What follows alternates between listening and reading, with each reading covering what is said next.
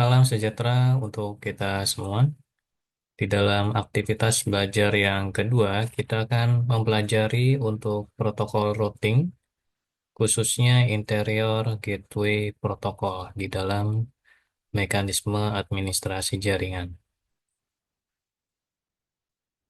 Seperti yang kita ketahui, bahwa routing adalah suatu mekanisme di dalam jaringan yang dipergunakan di saat kita mengarahkan dan menentukan jalur yang akan dilewati oleh suatu paket data dari satu host pengirim ke host penerima yang mungkin berada di jaringan yang berbeda.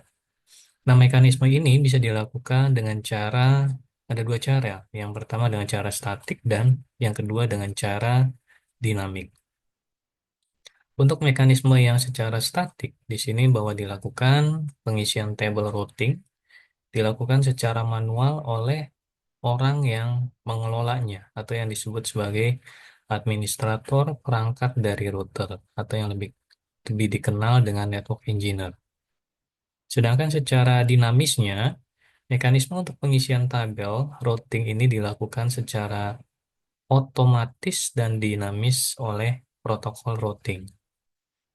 Di sini kita bisa melihat ada perbandingan dari sisi mekanisme routing statik dan ada perbedaan juga di dalam routing dinamis.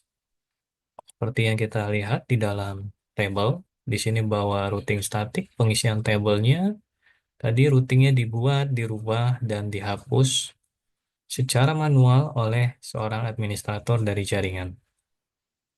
Sedangkan untuk routing yang dinamis, proses pengisian tabel routing dibuat, kemudian dihapus, lalu diubah secara otomatis oleh protokol routing yang ada di dalam perangkat.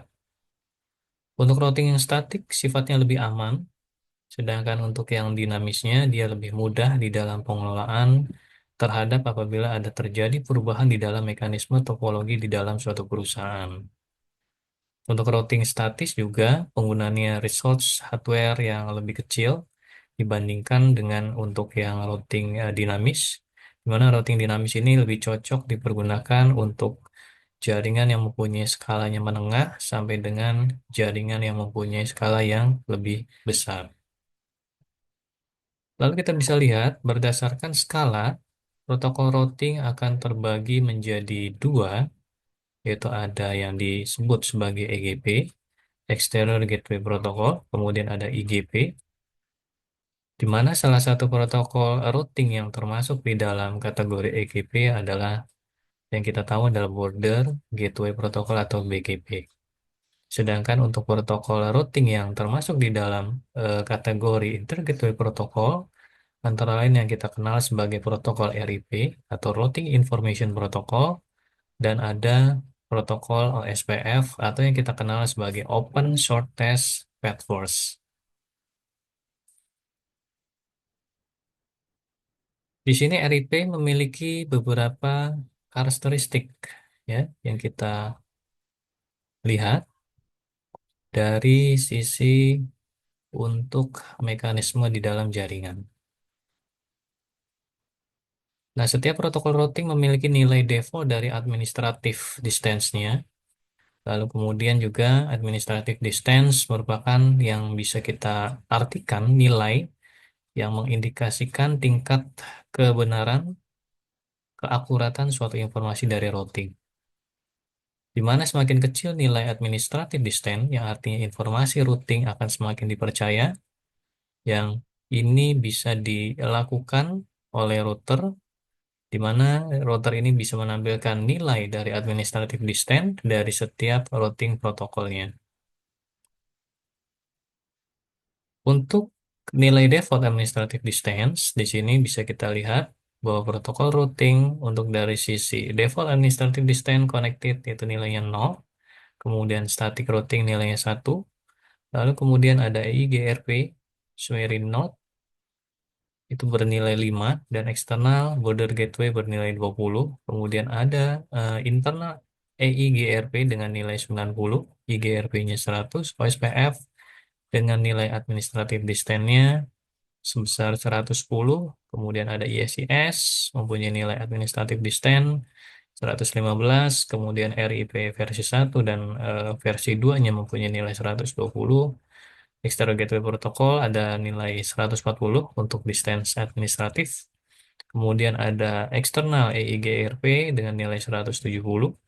Lalu kemudian ada nilai untuk desain administratif internal BGP dengan nilai 200 dan yang lainnya dengan nilai 255.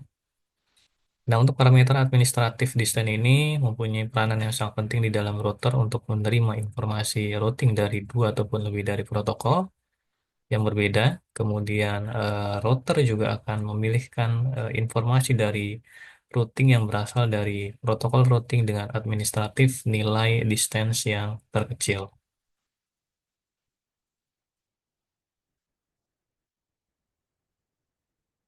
Nah, di sini untuk RIP yang tadi saya bahas adalah karakteristik ya, di mana RIP menggunakan informasi dengan banyaknya router yang akan dilewati atau yang dikenal sebagai hub ya, hub count sebagai metrik ya di dalam metrik. Nah, di dalam table routing, suatu router bisa terdapat beberapa parameter yang dipergunakan oleh router tadi untuk menentukan dalam hal pemilihan jalur. Di antaranya adalah metrik, di mana metrik sendiri adalah suatu parameter dalam mekanisme jaringan untuk mengidentifikasikan suatu jarak ya, suatu jarak yang diperlukan oleh si router tadi untuk mencapai alamat jaringan yang dituju. Dan pada setiap protokol routing juga mempunyai suatu penilaian ya, atau asumsi yang berbeda terkait dengan jarak. OSPF sendiri mempunyai nilai cost sebagai nilai metriknya, di mana 15 soft count di sini merupakan nilai maksimum di dalam protokol RIP. Kemudian ada hub count 16 yang merupakan tanda di sini bahwa alamat tujuannya tidak terjangkau. Lalu kemudian RIP bisa diterapkan di dalam jaringan router yang sifatnya skalanya kecil, ya, skalanya kecil. Lalu kalau kita lihat di sini RIP juga merupakan protokol routing yang mempergunakan konsep distance vector. Di dalam konsep ini pembentukan table routing dilakukan dengan cara tiap-tiap router akan saling bertukar informasi routing dengan router yang terhubung secara langsung. Lalu kemudian RIP melakukan proses pertukaran informasi tadi dan secara periodik setiap 30 second secara default sehingga isi table routing akan diupdate ya setiap 30 detik. Dan secara default di sini RIP memiliki nilai administratif distance sebesar 120. Dan untuk RIP versi 1 bersifat class flow yang artinya protokol ini tidak memberikan suatu informasi untuk subnet max di dalam proses update routingnya atau yang disebut sebagai routing advertisement, dan karena secara penuh di sini mempergunakan subnet maxnya default berdasarkan kepada kelas IP-nya. Dan untuk yang perbedaan yang kedua di RIP versi 2 di sini dia bersifat classless, yang berarti di RIP versi 2 ini bisa menginformasikan suatu rute yang disertai dengan adanya nilai subnet max-nya. Nah, kalau kita lihat di dalam eh, cara kerja, ya, cara kerja dari RIP, di sini bisa kita lihat di dalam cara kerja RIP. Pada dasarnya, kalau kita lihat, semua router pasti memiliki table routing, dan di dalam fitur tabel routing sendiri ada suatu perangkat router yang umumnya secara default sudah aktif ya, berbeda dengan table routing yang terdapat di perangkat switch di layer yang ketiga ya, khususnya di layer network ya, di layer network. Nah, di sini fitur routing table routing harus diaktifkan terlebih dahulu. Lalu kemudian di table routing juga terdiri atas beberapa informasi ya, di antaranya ada nama protokol, lalu kemudian nama protokol ini akan mengelola suatu informasi alamat, kemudian ada alamat network yang dituju, lalu di dalam interface terdekat dari router yang terhubung dengan suatu alamat network tujuannya, dan kemudian ada matrix ya untuk jarak menuju ke suatu alamat di network tujuan. Nah, table routing kalau kita lihat di sini akan terisi secara otomatis setelah interface yang terdapat di dalam perangkat router diberikan suatu alamat IP dan adanya subnet mask, sehingga akan membentuklah suatu alamat network. Misalkan kalau kita lihat di mana interface F0 ya di dalam suatu router akan diberikan suatu alamat IP di mana di sini ada 172.16.1.1. Ini merupakan kelas dari kelas B ya. Dan subnet max-nya ada 255, 255, 2550. Dan di sini akan membentuk suatu alamat 172.16.1.0 dengan table routing. Dari router tadi secara otomatis akan mencatatkan alamat jaringan di 172.16.1.0. Nah, kondisi awalnya isi dari table routing suatu router setelah masing-masing interface yang dipasangkan alamat akan ditampilkan kalau kita lihat seperti gambar berikut ya. Masing-masing router tadi ada table routingnya.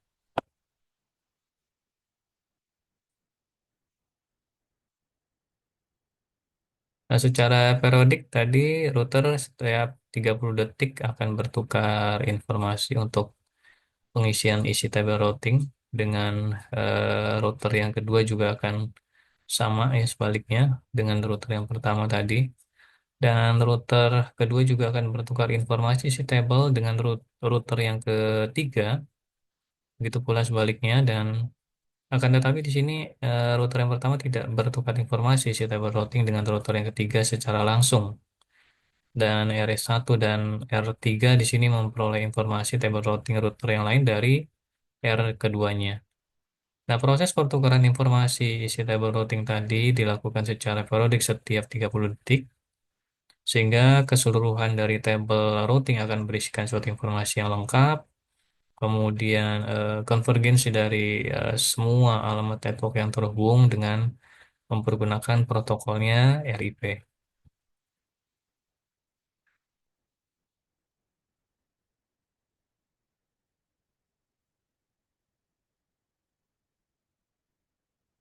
Kita selanjutnya untuk dari sisi kelemahan ya, dari sisi kelemahan untuk protokol routing RIP. Di sini pada saat ketika kita ada perubahan di dalam topologi jaringan di dalam suatu perusahaan, mungkin di sini akan terjadi routing loop. Routing loop sendiri merupakan suatu kondisi, suatu paket di sini terus ditransmisikan di dalam serangkaian router dan tidak pernah mencapai alamat yang dituju. Lalu routing loop juga eh, di sini pada di router RIP terjadi ketika terdapat suatu perubahan ya jaringan router di dalam perusahaan, kemudian mengubah informasi routing yang terdapat di dalam tabel routing, kemudian proses updating informasi routing ke setiap router secara bertahap di sini dilakukan setiap 30 detik, sehingga akibatnya akan terdapat informasi yang mungkin tidak sinkron ya, tidak sinkron terhadap perubahan topologi yang terjadi. Lalu pada umumnya juga terjadi di dalam router yang lokasinya berjauhan ya dengan jaringan yang mengalami perubahan tadi. Nah, masalah routing loop juga di dalam jaringan protokol routing RIP yang terdapat di dalam mekanisme yang tadi ya, di mana dengan menggunakan ada yang namanya split horizon. Ya, split horizon di sini adalah penyampaian suatu informasi terhadap suatu rute di dalam routernya ya bersifat satu arah. Dan di mana ketika suatu informasi routing masuk ke dalam suatu interface F0 ya, maka informasi router di sini yang sama tidak dapat keluar melalui interface F0 tadi. Nah, dimisalkan router yang kedua tadi digambarkan menerima informasi routing di 172.16.1.0. Ya, kalau kita lihat yang ini, dari R1 maka R2 tidak akan memberikan informasi, ya, memberikan informasi tentang IP 172.16.1.0 ke R1. Begitu juga sebaliknya, di mana R1 memberi informasi tentang alamat network 172.16.3.0 dari R2, maka R1 tidak akan memberikan informasi tentang alamat dari 172.16.3.0 ke router yang kedua. Lalu kemudian ada Poisson Reverse. Diartikan di sini memberikan nilai dari metrik maksimum, di mana nilai hop maksimumnya adalah 16 terhadap alamat network yang down. Sehingga status alamat network tersebut akan menjadi unreachable. Lalu kemudian ada yang namanya trigger atau flash update, di mana di sini ketika terjadi suatu perubahan topologi antar router, yang akan segera memberitahukan perubahan tadi ke seluruh router yang terdapat di dalam jaringan. Sehingga perubahan topologi juga bisa diketahui oleh semua router ya yang tersambung di dalam setiap mekanismenya.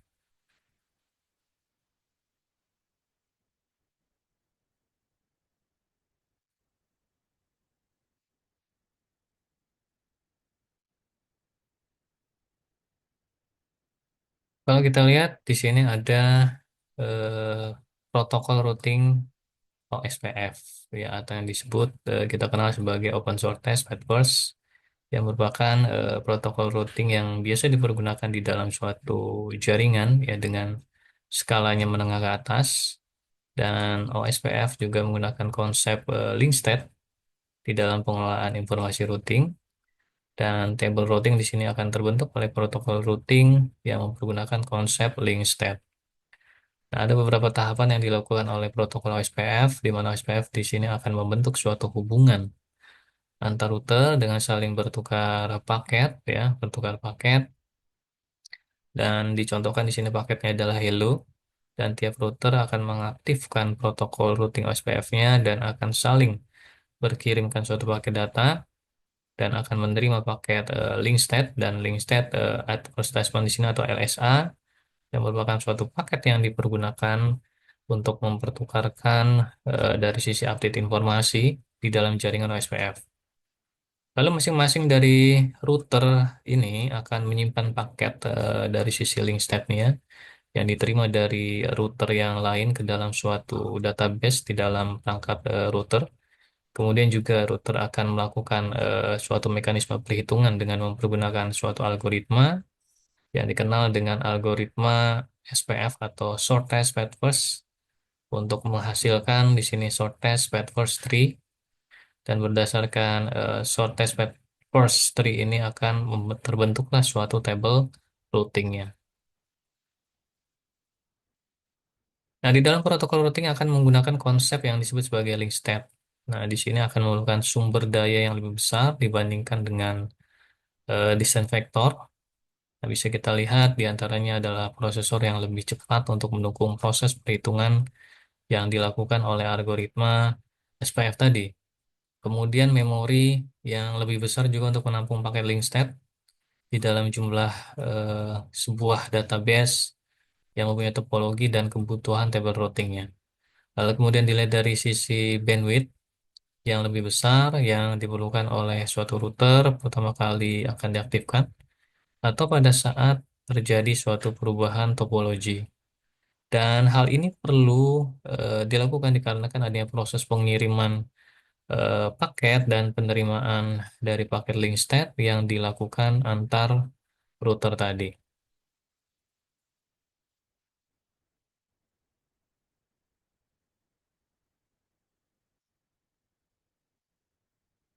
Lalu di dalam protokol SPF, di sini ada pengolahan tiga buah table yang terdiri atas ada yang disebut sebagai backbone table, yang dikenal dengan istilah di dalam jaringan itu adalah adjacency table. Table ini akan berisikan informasi router-router yang terhubung secara langsung.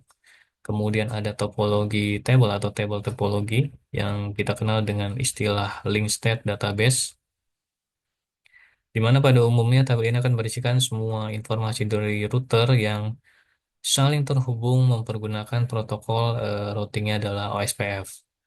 Lalu ada routing table atau table routing dikenal dengan istilah forwarding database, di mana di sini untuk tabel yang berisikan informasi yang rute terbaiknya untuk mencapai alamat network tujuan. Nah, untuk protokol routing SPF memiliki 5 jenis paket yang terdiri atas ada paket Hello dicontohkan berfungsi untuk menemukan dan mengelola router OSPF yang terbentuk dari suatu relasi. Dan paket Hello ini akan berisikan informasi, ada router ID-nya, kemudian ada hello dan dead interval, kemudian ada netboard, kemudian ada area ID, ada router priority, kemudian ada DR IP address, ada BDR IP address, ada autentifikasi dari suatu password, dan ada stub area flag-nya.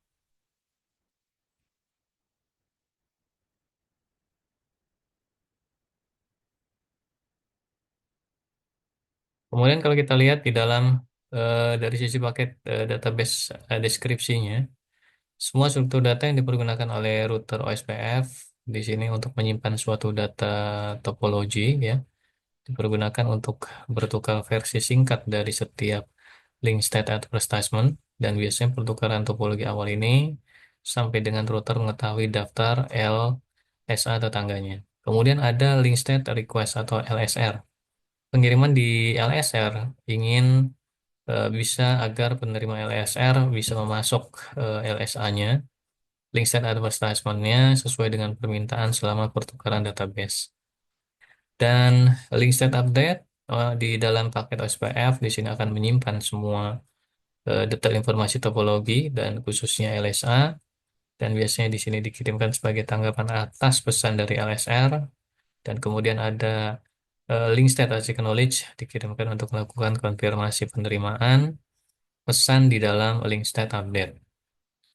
Nah, SPF memiliki beberapa jenis LSA atau link state advertisement, di antaranya ada LSA tipe 1, router LSA, di mana setiap router LSA tipe 1 ini akan mewakili dirinya sendiri pada setiap area ya, yang terhubung dengannya. Kemudian ada LSDB atau link state database.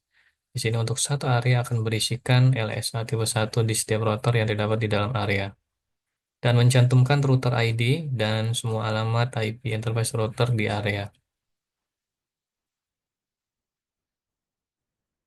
Lalu kemudian ada LSA tipe 2. Ya, LSA tipe 2 di sini adalah berisikan informasi suatu alamat network yang dibuat oleh desainer router yang mewakili suatu subnet interface router, dan di dalam jaringan Ethernet untuk mengurangi tingkat kepadatan di dalam pengiriman dari LSA di dalam jaringan. Dan mekanisme pengiriman LSA sendiri di setiap router dikirimkan secara multicast dengan nilai IP-nya 224, dicontohkan ya 224 poin 0, poin 0, poin 6 ke router yang akan bertindak sebagai DR atau designated router, dan WDR atau yang dikenal dengan backup designated router.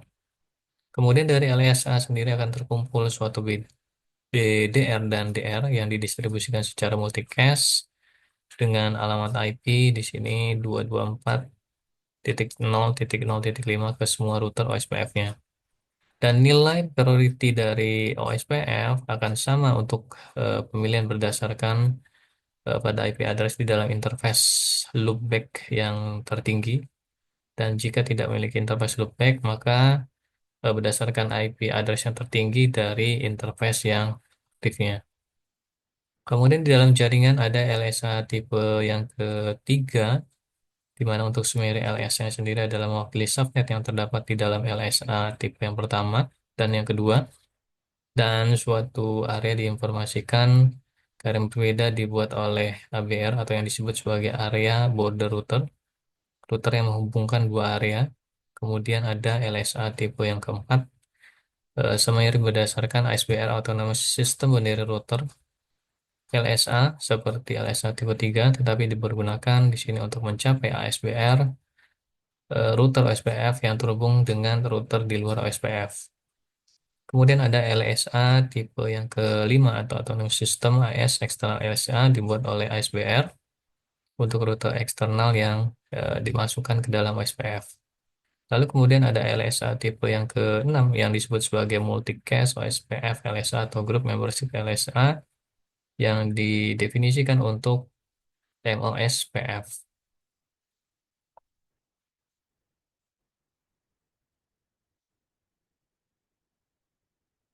Lalu kemudian ada LSA tipe yang ke-7 ya yang kita kenal dengan NSSA External SSA dibuat oleh ASBR di dalam area NSSA atau yang disebut sebagai Not So Stable Area.